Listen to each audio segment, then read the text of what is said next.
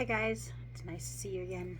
I don't know how interesting I'll be today. Nothing like huge and eventful happened or anything. And usually, when something huge and eventful happens, it inspires me, and I'm able to talk with passion and just kind of pour a bunch of words out. And before I know it, I have a 30-minute video.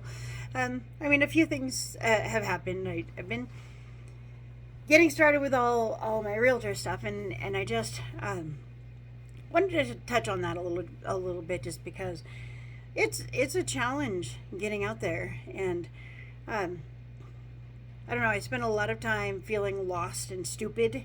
Oh, sorry, my contact is doing crazy things today. I spent a lot of time feeling lost and stupid, and um, trying to feel like I fit in and stuff. But I really truly feel like I'm relegated back to the second or third grade, or even the fourth or fifth grade, where the kids were pantsing me on the bus and making me feel like I didn't have any friends and putting gum in my hair. I really feel like that. When you're the new guy in a realtor's office, and you don't just automatically know, all the different paperwork you need and in what order, and what needs to be done immediately, and all this stuff, it gets a little overwhelming. And I'm haven't had a lot of guidance. It's not really my broker's fault. The brokerage, she's new to running this brokerage that I'm with here in this town.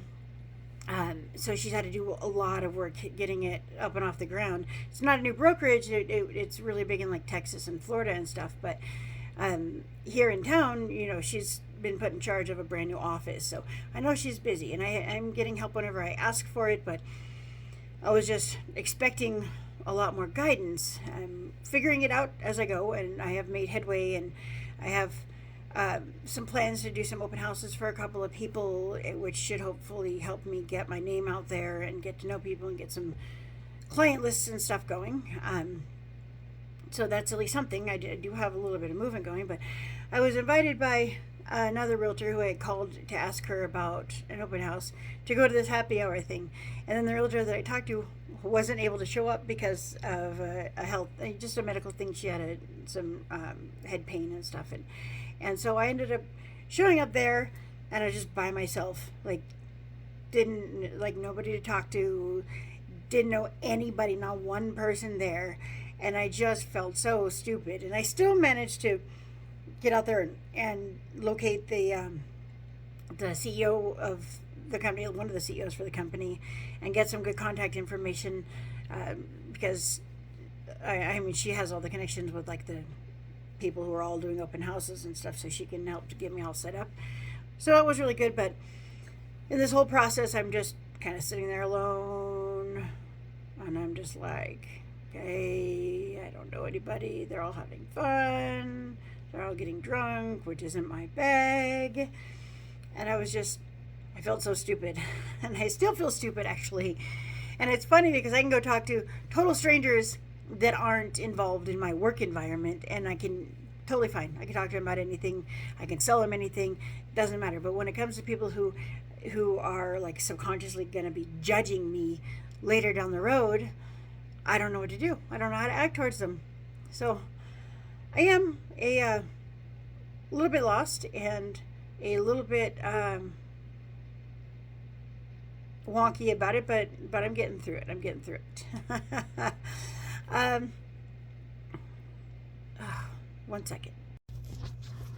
I am really sorry about that. I actually could see that there was a limit on how long the video could be. It had popped up because I forgot to erase the hour of video footage I had in here, and I didn't want it to zonk out on me in the middle of a thought. So sorry about that.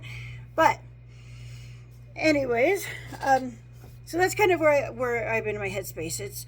It's not that it's there's been a lot of a discouragement, but I'm determined to do this. I'm determined to make it. I'm determined to do better and do a good job and do it right.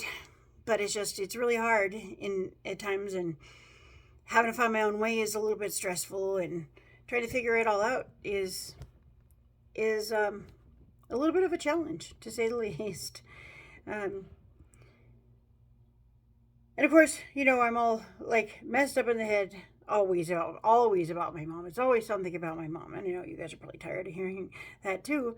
But it's like I go right back to it. Like if I had parents to turn to get a little bit of support, to get a little bit of understanding, to get a little bit of thoughts and ideas and any of that stuff, and I feel like I would be so much better off. But I always feel like I'm alone. I felt like I was alone since I was young, and honestly, if you want to know the truth, and it sounds gross, but I felt like I was alone since before I started my period in the 8th grade, and was afraid to tell my mom because I was afraid I would get in trouble because I needed pads. And that would have made her have to go to the store and pay for it, and she would have been angry. So I hid an entire one from her before I finally got the nerve to tell her the next time around, because I realized shoving toilet paper down your pants just is not a viable option for long-term use. So again, it's just that same kind of you're on your own feeling that I'm having, and it's making me a little bit insecure, but I'm powering through it. And I do have cash, thank God, because every time I start to feel like I can't do it, or like I don't know what I should do next, and he really is helping me figure it out and be strong and know who I am, and really just get out there and make it happen and make it work. And I'm just really thankful for that. Um, ugh. Anyways, so hopefully I have some of my like dorm materials and whatnot, and hopefully I'll be able to get out there and knock on some doors this weekend a little bit and do some open houses, and I'll hopefully have better news here in the next few weeks for everybody. It's funny. I was just talking to someone about my son, and it was kind of heavy on my mind because this is actually a story I hadn't told anyone. And we were our boys. Her son's a lot younger than mine, but they're very, very, very similar. Her son is too young to diagnose or anything, but they're probably super close on the spectrum because their behaviors are almost identical in so many ways. And so we were kind of having a talk about this, and there's this traumatic event that happened with him when he was just a baby, maybe 2. Just a little guy at the grocery store, and it got kind of pulled back into the foreground, and it weirded me out. And so I want to know if you guys think this is weird behavior from someone, regardless. Okay, so we were at Walmart, and he was sitting in the cart, and I was shopping, and he was not having a fit. Now, he has had many public fits, I promise you. He doesn't really anymore. He's actually really good in public now, which isn't to say much for when he gets home, but he is usually really well behaved in public. And but this particular time, he wasn't upset. He wasn't having a fit. He was actually really super giggly, and he was like sitting in the car going, woo, and then laughing, and then going, hi. He was actually being cute. And this lady comes around the corner. We were in the frozen foods department, and she was old and frail, at least in her 60s, probably maybe older. Super, super tiny, skinny. She's actually lucky because I probably would have punched her in the face had she not been, but we were just I was laughing at him because he was being so cute, and I was tickling him a little bit. She comes around the corner in her cart and zooms up and gets, right in his face, and screams at the top of her lungs, "Shut the fuck up, kid!" Just like that. And I lost it. He started like hysterically crying because she scared the crap out of him. I started screaming. Screaming in her face. I was just like holding myself from hitting her because I was so angry. Someone from the store came to see what was going on, and I demanded they bring the manager. And they brought the manager, and after some back and forth, like I told them, I was going to file harassment charges against the store if they didn't have this lady removed right then. Like, she needed to go. She was threatening my son, who was a baby, because he was too loud for her likings, and he wasn't even being a brat. And even if he had been, she doesn't have the right to do that to my son. Like, ever, regardless. I'm still super angry about that. And it's a weird story, and most of the time, people are kind of on my side along the way. I've had some blowback, though, saying that, I was in the wrong and I should have just walked away or whatnot. So I want to know how you would react if you had a child, any child, special needs or not, and someone screamed up in their face at a grocery store, how you would react. Because um, it was just funny. Sorry, my nose is still itchy. I'm still a little bit snotty, still a little bit like icky when I wake up. So I apologize about the watering eyes and the snotty nose. I'm working on it still. But um, so I do want to know how you would react if someone did that to you, because I was just talking about that today, and it reminded me, and I can't believe I hadn't talked about that story before, because it's something that I've had seriously bad dreams about and stuff, and I feel like Kaysen had bad dreams about it for a long time. I think he's forgotten now, but he definitely has had some issues for sure since then. Um, yeah, I mean, it was a really weird experience. I'm recalling it, and I'm just a little bit God, that really was weird.